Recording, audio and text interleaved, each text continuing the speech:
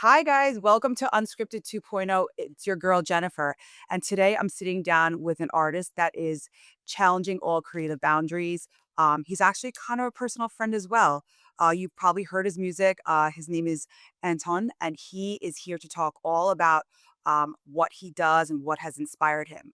What led me to finding him so creative as a Latin myself is that he is also Latin, but breaking all boundaries as far as the stereotypes and what we think we need to um, become as a result of who we are. And this week has been a very interesting week as far as my own experiences in the creator's world, where I have felt and also experienced firsthand that just because we look the way we look doesn't necessarily always mean that we're doing the things that you think we should do as a result of our culture.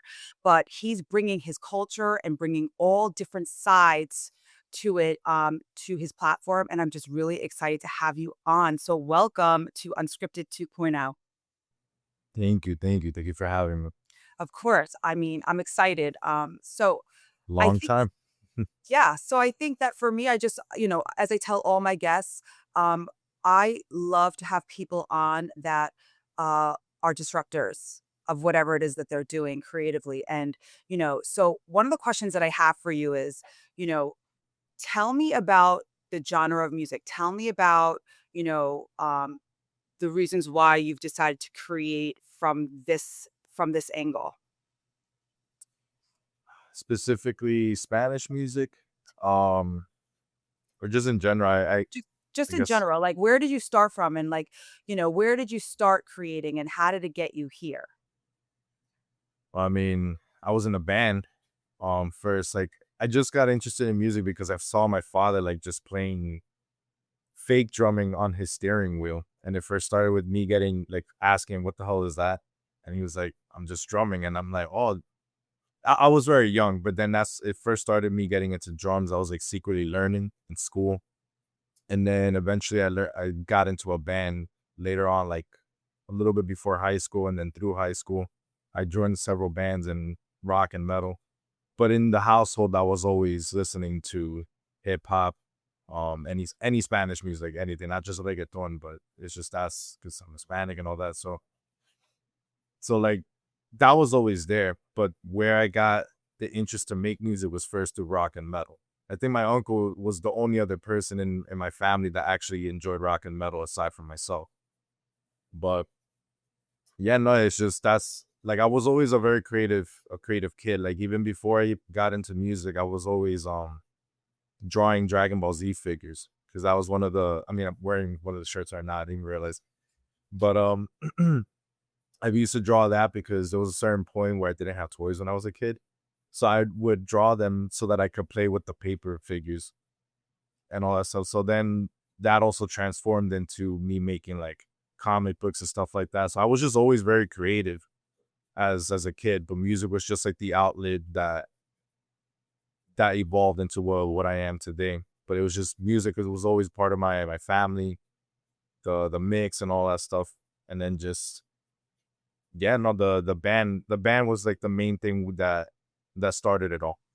So let me ask you a question. How would you describe your unique sound and and your style genre? Because what I'm hearing you say is that there are lots of inspirations that brought you to this point in your sound. So can you describe the genre of music or even style and sound? What would you say it is? I mean, the best way that I could describe it, I don't know, I can't really give it like a style. I just say that usually my music is very percussive. It's very rhythm based. I try to make it as groovy as possible. That's like the core thing of what Anthon X would be. Because I mean, when I was in a band, I was a drummer.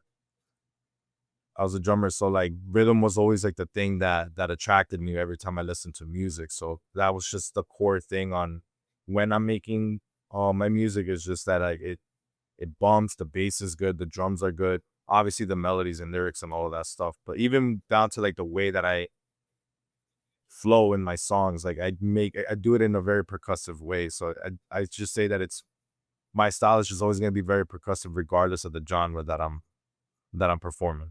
So that's what you're known for. It's that sound, it's that Mhm. beat. It's like, and it's really also, I think, what creates the energy in the room is all of that, right? Because I remember, um, I don't know, a month ago, you sent me a song and you were like, "Hey, Jennifer, like, I listened to this song." I mean, Mhm. I didn't stop listening to it. I listened to it at the gym. I was listening to it when I was getting ready to go out.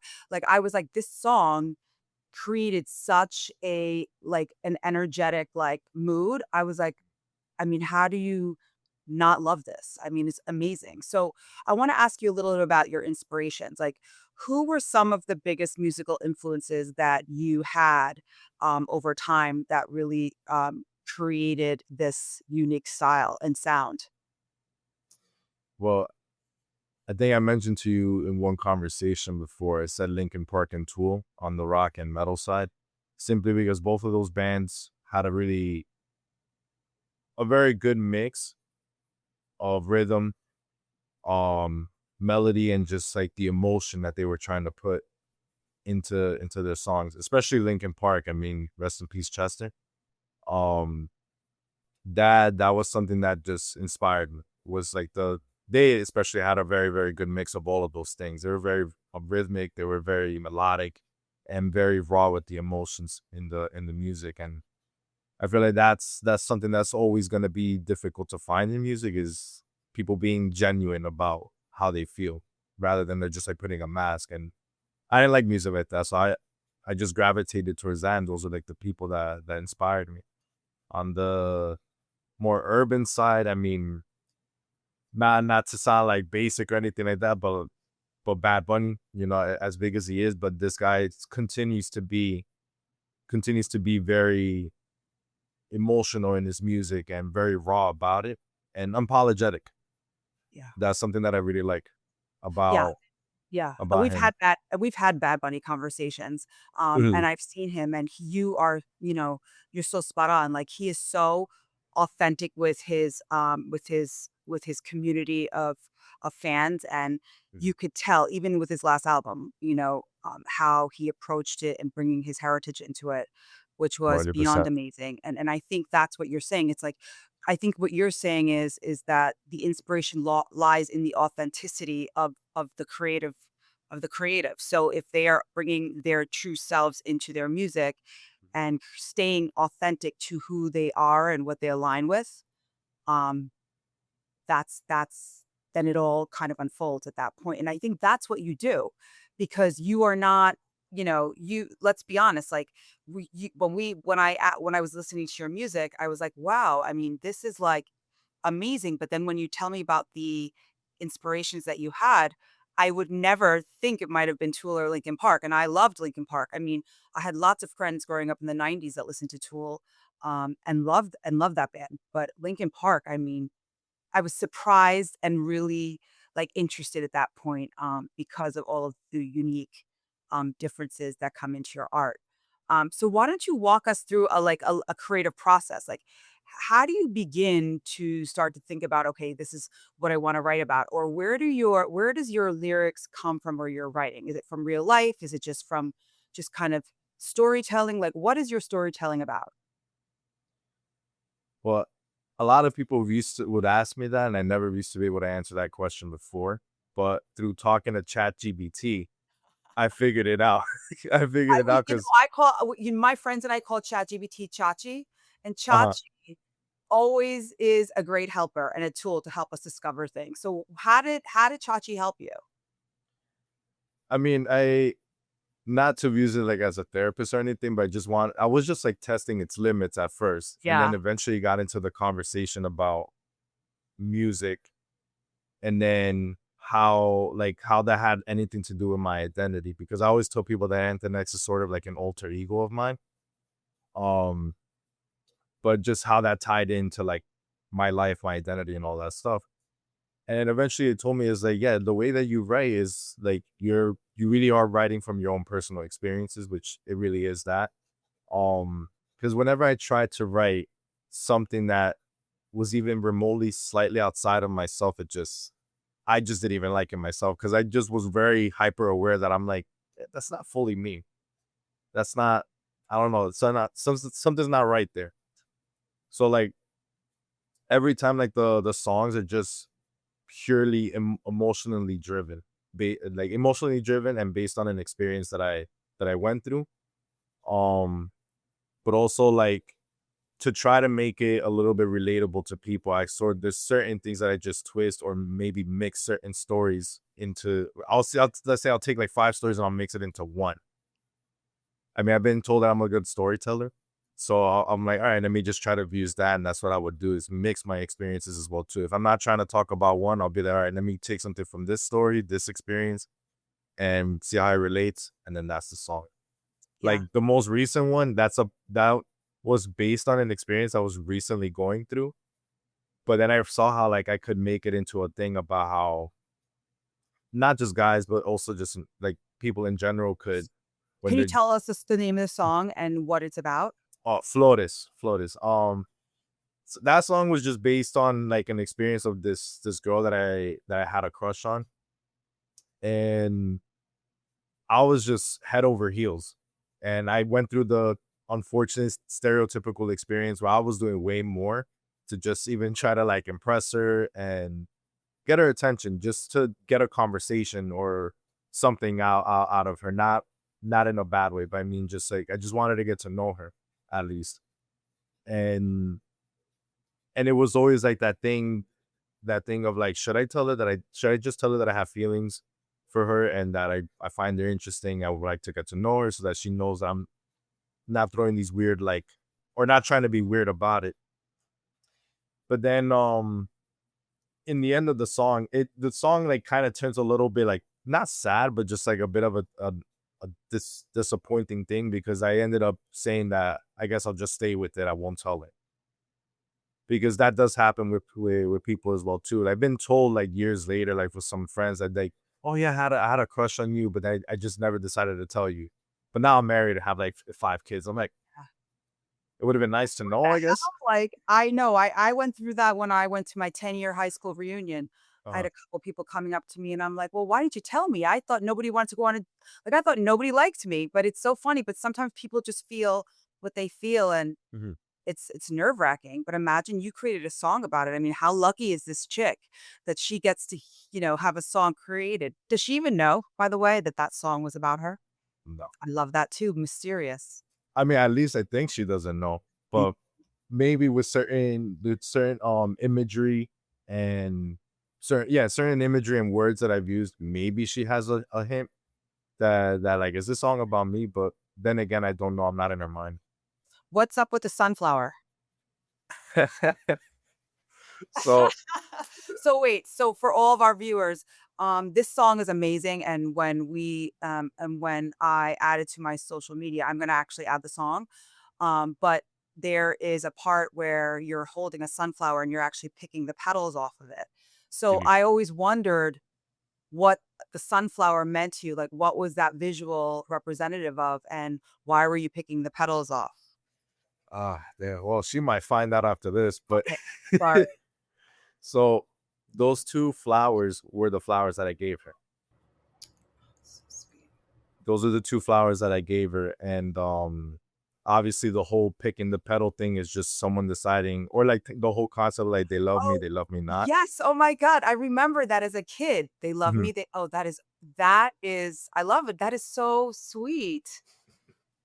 Yeah, no, like when my partner when we were like trying to think of like of the concept, I a lot of people thought that I was like promoting a music video, and I realized like the way that it looked, I'm like, oh damn, okay, it'll get a music video maybe later on, but I just wanted to go for like a visualizer, but something that still looked symbolic to what essentially what the whole song is about without doing too much, and that's what I decided was just like, okay, you know what, like I'm basically like, yeah, I'm confessing, but that's is just a conversation that I'm having with myself in the song to if me saying like, "Oh, should I tell her? Should I tell her not?" So I was like, "What goes with that?" Like, there's a thing, and then bam, the sunflowers what came out, and I was like, "Oh yeah," because I saw it like in a TikTok, and I was just like, "Oh, that's right. That's what people used to do, like to decide and shit." All right, bet. So let me.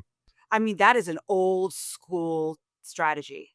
I mean, that is so old school, but it's, like, so romantic and sweet and just brings us back to, like, a nostalgic time period, especially for people that are a little bit older, because I don't feel like I've ever I mean, you've brought me back to, when I was younger, like, watching TV or cartoons, and you would see the visual of somebody, just that's how you decide. So I'm sorry if she finds out, but if she does, I mean, how amazing is that? I mean, you are the inspo for this creative song.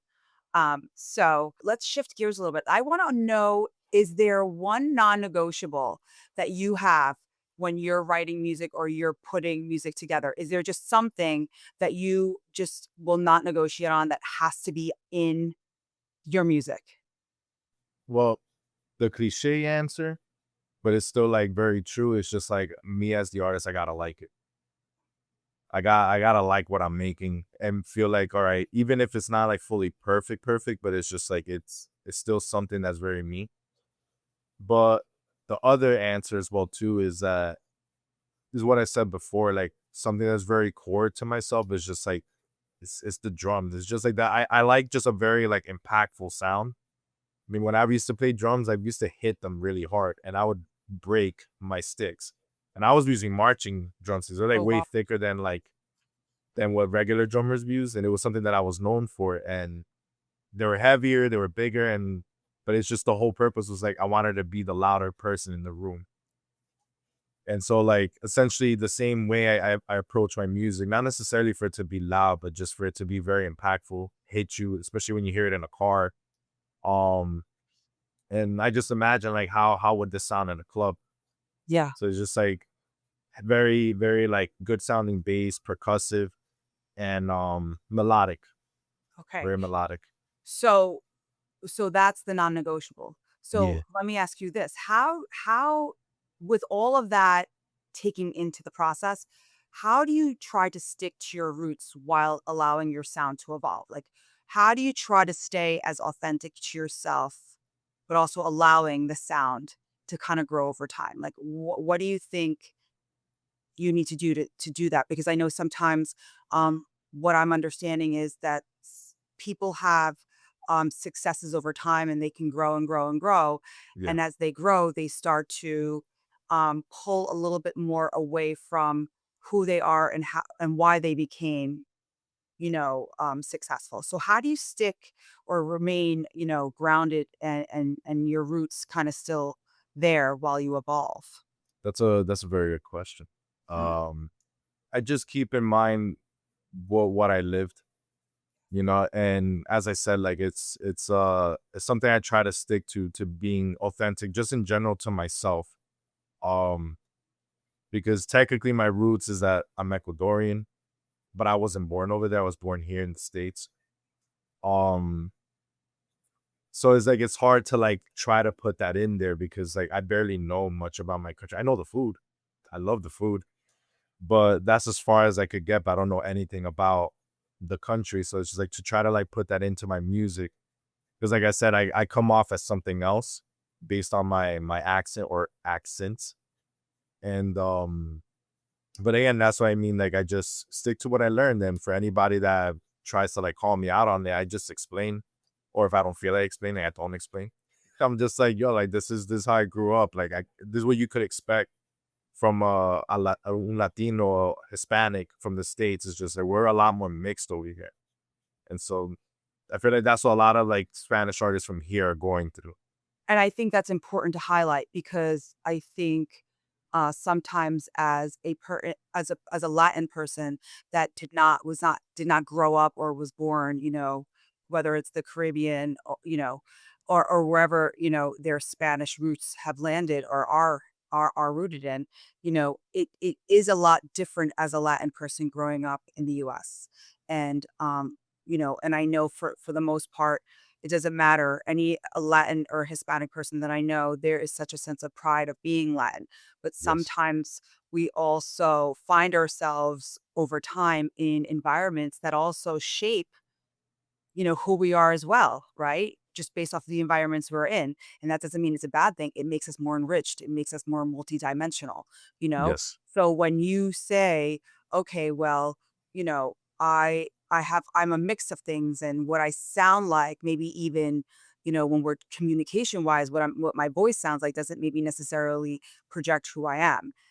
Can you talk a little bit about how that has impacted you, or the experience that you had when people maybe thought you were maybe one specific, thing, and you were like, "No, this is who I am and this is why." Like, how do you have those conversations?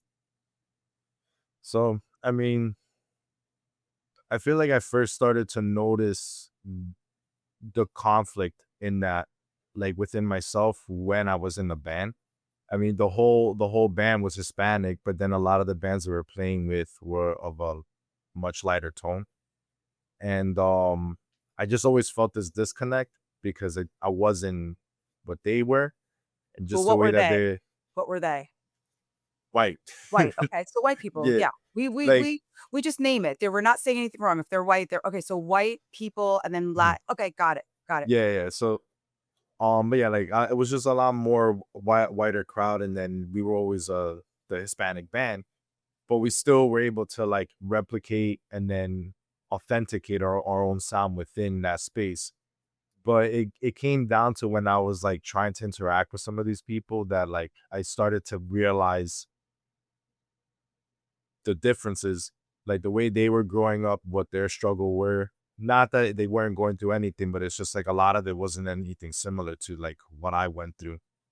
Um, but and then it happened again, like in the workforce.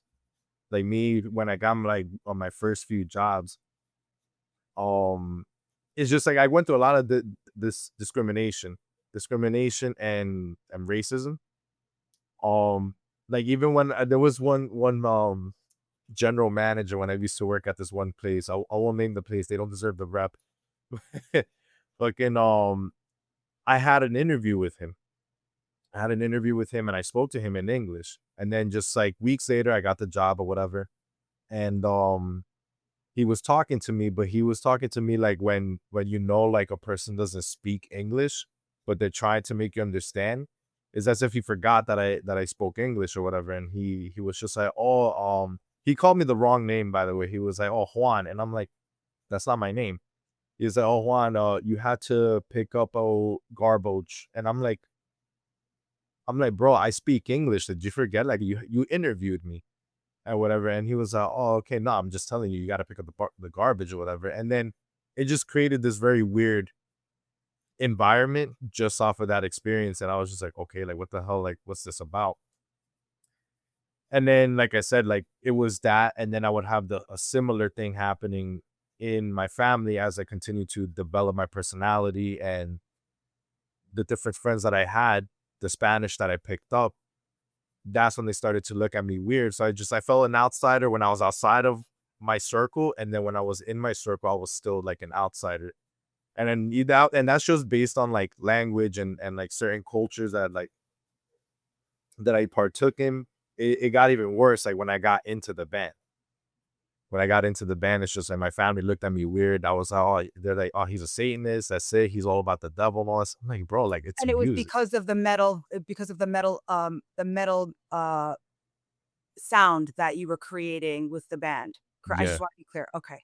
And so your Hispanic family could not, could not understand why this was the creative approach you were taking with your music, is what you're saying. So it was Yeah. like misunderstanding you in your family, and then also misunderstanding you in your world, in your professional world, or wherever else. So that must have been really hard to deal with, because at some point, some certain area of our life, there has to in some ways be a safe space for us to go, to be able to just kind of hang our head up and say, okay, like, this group really accepts me for who I am, and it feels good to be here. But it doesn't sound like you had a lot of those types of experiences in those moments, is what I'm Mhm. hearing. Yeah, no, I barely had like a safe space. The safest spaces were for me at the time when I was in the band with my band, like when we were practicing and stuff like that, and on stage. But just like outside of the stage, talking to the people, they were cool. Like they weren't bad people or anything like that. It's just again, just realizing like the differences Yeah. and advantages and disadvantages that I had. It created this huge disconnect and conflict within myself with understanding like where do I fall like within people, So within it's so people? interesting that you say that because I think that, for me growing up, I had that same experience. My father is German and my mother's Dominican. And so growing up, at times, my own high school experience and early 20s, Yeah. I felt like I didn't know where I fit in, because I felt too Latin when I was with my white friends, and I felt too white when I was with my Latin friends, Mhm. and sometimes when I'm able to understand Spanish or I speak Spanish, sometimes I will have, and not as much anymore because I verbalize how I don't appreciate the responses, but sometimes I would be like, "Oh, that's so cute. You could speak Spanish," or "I didn't know you speak Spanish." Or, "Oh, you don't look Dominican," because maybe I don't have the same features that maybe some Dominicans do because, yes, I have a white father. There's the reasons why. But I dealt with a lot of that growing up as well, or I remember one time I was in college and it was almost like I had to um, get people like, I had to, like, bet like, I almost, like, put on a PowerPoint presentation for people to believe me that I was Hispanic, and I was met with, "Well, where's your accent? Go find one." It was very interesting back then, and then now, like, kind of thinking about what you're experiencing, um, I don't know, I wouldn't want it any other way, the way I am and the richness in, um, the worlds that I lived, and it makes me unique, just like it makes you unique, and that's why I thought that your music and the way you connect and your creative just the way you create is just so different, and to me, that's a disruptor. That's a disruptor of just the regular scheduled programming, maybe Latin sound. You have added other parts to it and shown the world, like, you can have all types of experiences in inspo. It doesn't always have to be one specific way as a Latin person. The thing that I think what bothers people about, I guess, people like ourselves is just taking away from the origin of where these things come from. But I don't, I think the thing that people fail to understand with people like us existing is just like we're not trying to take away from the origin. We're just trying to add to what already exists, but then also just creating a whole lane. Cause that's the way that I'm approaching it. Is just that's why like when it comes to like where when people ask me like what's the style of of your sound, like what's the genre, like I just say like honestly, I don't care about that. Um, I'll tell you like where the inspirations come from and all that stuff that created said song. But the whole point is just I'm just trying to create my own lane as what Anthon X is, and whoever wants to follow follows. But it's just it's never to disrespect or degrade like where it originally came from. If anything, I'm trying to pay homage to it by being like, look, this is where this came from. Like, pay attention to this because even when I listen to music, I'm one of the way I consume music is like when I find an artist interesting, I actually go all the way back to the beginning of the discography and I listen to like every single song. I'll take like a day or when I'm working out, I'll be listening to first like their top 10 songs, right? And I'm like based off that, I'm like, okay, let me go to their popular albums and then I just do my research from there. That's what I did with Bad Bunny because I didn't like Bad Bunny at first. And I don't know why. I was so late on him, but then I ended up being a huge fan. But like he's like I said earlier, he's a great example of like a person just trying to represent his country, be authentic to himself as well too. And then push limits in the genre because there's even people that are Puerto Rican from before him that didn't like what he was doing. Really? But yeah, he's very Puerto Rican. He's very fucking Puerto Rican, but it's just like at the same time, when um you wanna like leave your footprint, your imprint in this industry, in the music or any kind of industry, you gotta do something to that's different from what was previously done because if not, then you just look as like a biter or like a person that's just doing something dull or mediocre. And that's just what I'm trying to do as an artist. And And where that falls, like with like my experiences and stuff like that, I just take all of that, I just embrace it, and I just keep moving forward. I'm like I said, whoever wants to follow, you can follow, and you'll see how things will unfold. Yeah. No, and I like that I like this idea of what you're sharing with the world is not taking away from the culture, not taking away from your culture, not Mm, taking away from the Latin culture, yeah. but essentially adding to it. And when you say you want to create your own lane, and I think that that to me is so beautifully put. And I think that not only creating your own lane, but understanding like yourself, and even like as my own experiences, understanding myself as a Latin um, and a German person, understanding what that looks like for me. And when we create, when I speak to people, when you're creating from your experiences and who you are that make you unique. Mm. So it's not really taking away, it's adding, but also understanding where you are in your culture and how it manifests into the world creatively. And I think that nobody can take away. Yeah. Yeah. So I want to talk a little bit about your I want to still go into the fascination with metal because I think that it to me is just so interesting, and now how you're creating this like Hispanic and then the Hispanic sounds. Um was there a specific moment where you were like, okay, I'm going into this direction? Oh, we've got a guest here. Say hello. Awesome. Say hi to, you can come on for a sec. Say hi to That's the Chris. boy. What's up? What's good, yo? What's good? What's up? He was very excited. Come over here because you're gonna be he was very excited when he found out that you were coming on. He's like, Chris is coming on? All Yes, right. sir. Yes, sir. I'm here. Well, he's bringing his mom his smoothie. You could take the dog out too. It's okay. This is all like real life. It's unscripted 2.0. Unscripted. Hell yeah. Okay, thank you.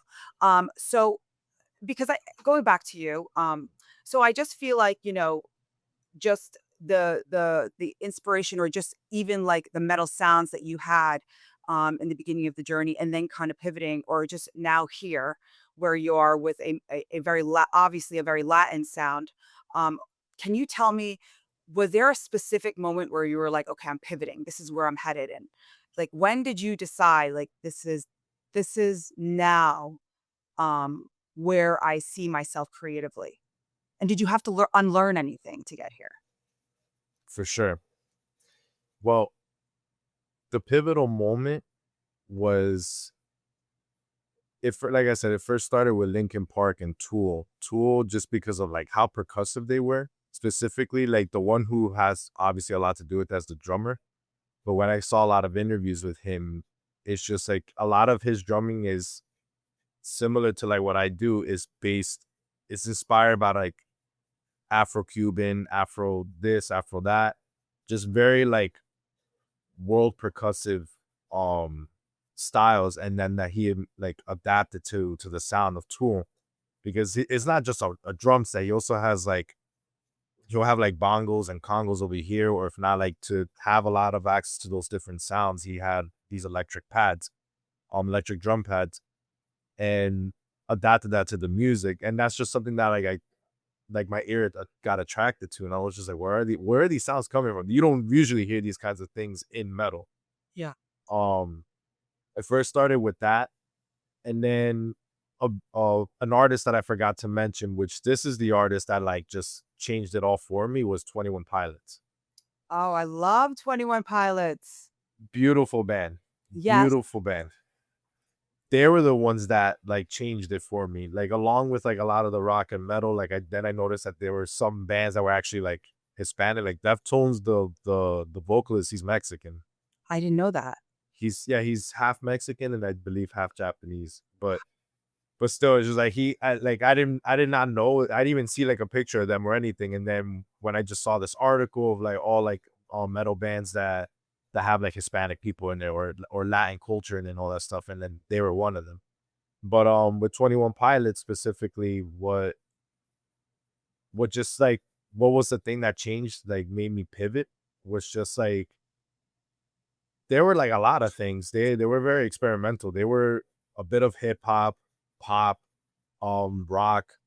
They definitely have a lot of like emo band references in in their music, but it's just like the way that they were approaching the sound. Like they have a live drummer, but then it's just like a lot of like electronic sound with maybe like some live bass.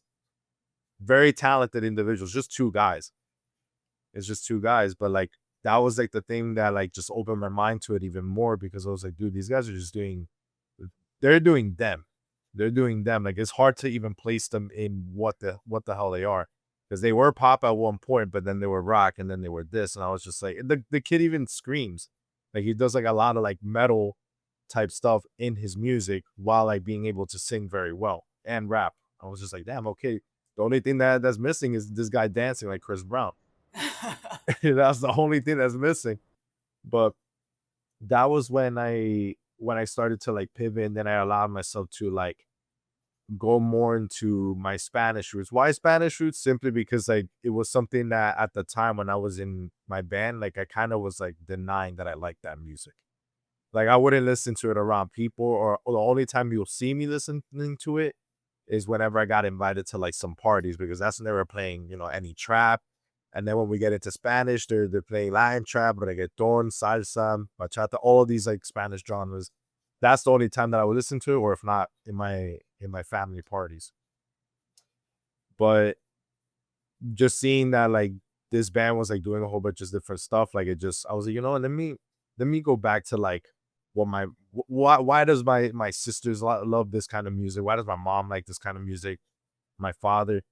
And so that's just like what opened up this melting pot that I am nowadays. It's just like I It. just genuinely enjoyed it. I embraced it, and then I started to actually feel more like myself. And I think and I always say that, when your body responds to something like it did, when you start to Mhm. feel like yourself Mhm. and when that is. And that to me is 100% when you could sit here and say, this is exactly what I'm supposed to be doing. Right. That is as closest to your highest truth is when you are in a situation or in a process where this is exactly where I need to be. As I also talk with a lot of creators, when they come up with ideas, I wondered if you've experienced this. I've coined it this healthy intrusive thought. So when you have an idea, whether it's for music or maybe a new sound or something you want to introduce into your creative world, like the idea doesn't go away. It's in your head and it just does not stop. Do you ever feel like that when you want to put something together? Do you have those thoughts that just don't go away and you're just like, I have to create this. I have to have this moment because this is this idea. Like when you have these ideas that are so strong, like what do you do with them? Do you say, okay, I'm gonna roll with this? Or do you just kind of say, all right, let me kind of see if I want to do it over time? But like what gets you to say, okay, this is it. This is the new thing that I want to do right now. Like I said, it's if I like it, then I'm gonna just go for it. I mean, Good. I don't shy away at all from experimenting with my music because there's a lot of other things. What's out there in comparison to what I have in my damn computer, like, is just like a lot of experimentation there. Like, there's a lot of stuff that I hope very soon to like be able to put out, but I don't shy away from experimentation. So like whenever I get an idea or I just hear something, I take it and I just engage on it immediately. Because as creatives, I feel like when we have an idea and we let it sit for too long, it just goes away. And then you're like, wait, what was the idea? 100%. Or I was reading Yo. I was reading Rick Rubin's book, and he says that if you have this idea, it's literally like we have these antennas, and like these Mhm, ideas come and hit our antennas. And if you don't do anything with it, it's not that you forget. It's that if it's an idea that's supposed to be out in the universe, mhm. somebody else is going to take it, and it's going to be done. Yeah. Yeah, yeah. It's like as if it goes to someone else. Like, oh, you It's didn't do it? All almost right, somebody else will. somebody else's antennas are going to grab it and they're going to Mhm. create it if it's that much of an idea that should be out in the world. So Yes. it's like go for it. But one other like just on your future visions, like your visions for the future. Mhm. You actually also specifically mentioned at times when you're talking about your music as like a dark side, as a song that represents your growth. Agree. Looking ahead in the music world, are you still hoping to fuse those things, and what's your ultimate vision for for your future ahead in terms of music? Definitely. I mean, there's this one song that I showed ChatGPT because you could even like give it audio and lyrics and everything, and it gives you its interpretation. I'm gonna show this one to you. It's an unreleased one, but I'm gonna show this one to you on a different day. Um, and it's just like the experience and how I created it is very wild, and but the fusion of genres and elements, all that stuff. That's always like something I'm putting in my music, no matter what. Um, but the reason I said like why Dark Side was like a moment of growth for me in my music was simply because like I still like the song, but I don't like it as much now. I don't like it as much now, just because like I see the huge difference of how I create now and the songs that I have unreleased and some of the released ones in comparison to that one. And I mean, I feel like this that always happens as a creative. We always see like our past work, and we're like, damn, I could have done this, I could have done that. But it was a pivotal moment as well too, because if I'm not mistaken, that's one of the first few rap like hip hop songs that I actually came out with like for a while after a while because when I was working on a lot of like my raps, um I would always get my cousins to like specifically critique me. And the reason for it was just because like I knew that they were gonna be honest with me, even if they were family, like just a very guy thing, I guess. Like it's just like, we're always roasting each other and shit like that. But then when it came down to my music, I told them like you guys gotta come to me with the same energy. And I remember specifically with a different song, I showed it to my cousin. I'm like, yo, what do you think of this? He's when he sees this, he's gonna be like, yo, you're putting me on blast with that story. But anyway, with this No story, but one's safe, guys. No one's safe. no, no one is safe, no one is safe. But I told him like, yo, what do you think of my verse and this guy's verse or whatever? I showed him the song and he was like, you want me to be honest? I'm like, bro, brutally honest. He was like, all right, your verse is trash. Your boy is out rapping you in your own song. Either you bar up or throw it out. Wow. And I was just like, you're right. And whatever. And that like that moment changed. It helped and it changed me because I was just like, you know what? At the end of the day, like the reason I asked for that criticism is because I see a lot of my peers when they have released music, like there's just some stuff there that's just wild, very wild, like in the hip hop world, even in Spanish, where you could see that they have a lot of yes men around them.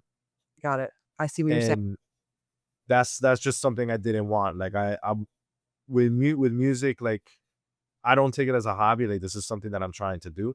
Yeah. And I wanted to progress the best way possible, as efficiently as possible, and as fast as possible. Yeah. So I was just not cutting corners with that. I was just going straight to the root. All right, what line didn't you like? What did you like the delivery, the flow, my voice, and this and that? Like I would ask those specific questions. Even when I tell people, what do you think of the song? Usually I tell them like, what don't you like about it? I ask them, I want the negative thing rather than like the compliments, because it's just like compliments nowadays, like it's nice, but like I said, what I'm looking for is growth in my music. And when he told me those that critique, that review, it just helped me like to write better. And that's what I was doing. And then when that song came out, I feel like that was one of the songs that like I've written out of all of my hip hop and trap and all that stuff that I've written very well. And then after that, there was more stuff that was even better than that one. But that was just one of the ones I was actually proud of in that moment, like the way I was saying things, why I was saying it. And then he enjoyed the song in the end. And well, a lot of people enjoyed the song. Even the people that like were fans of like the feature that I had on that song. I gained new fans just because of that. So So that's why I say that that song is like a growth moment for me. yes, and I really think it's important to highlight those growth moments. Mhm. So before we get to the end of our conversation where I do something a little fun that you don't know about, Uh-oh. I wanna ask you to share with everybody where they can find your music. We're obviously going to put up on um, on our show notes where to find you. But where do we find you and what's next? All right. Well, I'm on everything. Yeah.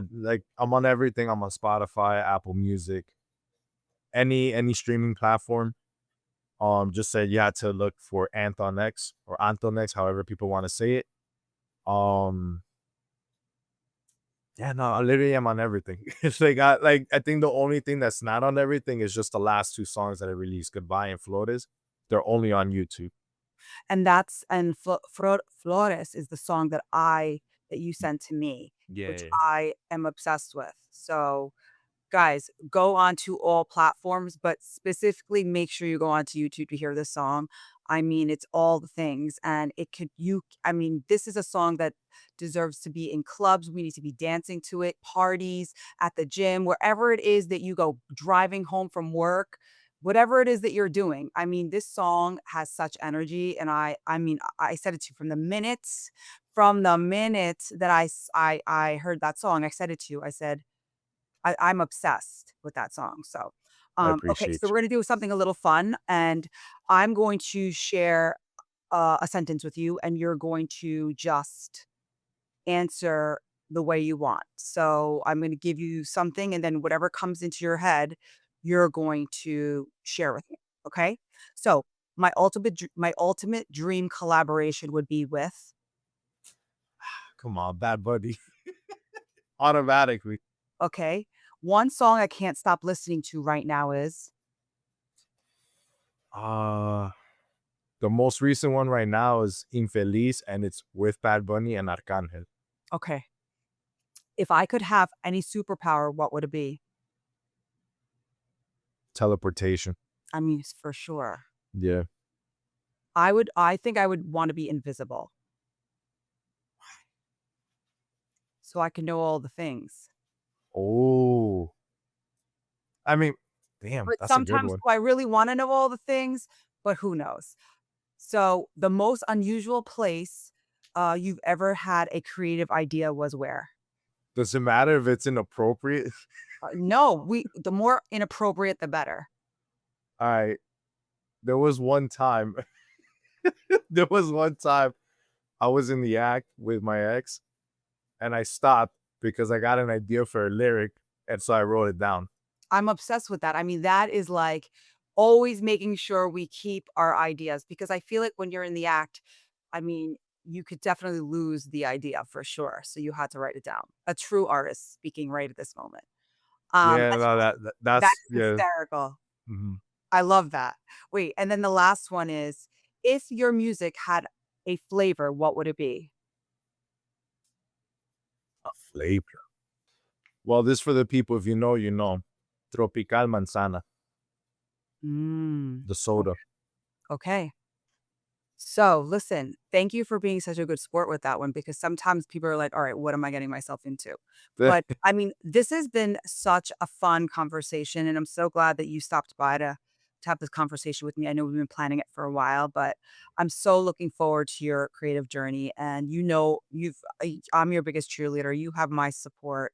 And I just cannot wait to see you do all the things that you want to do. And, invite me to all the concerts because I will show up.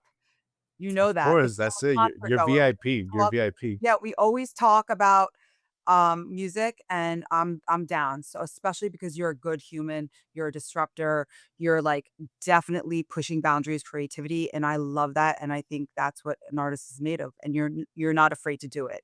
So, keep doing what you're doing, and until then, everybody, thank you for listening to Unscripted 2.0. Thank you guys for having me. I appreciate you. Bye, guys.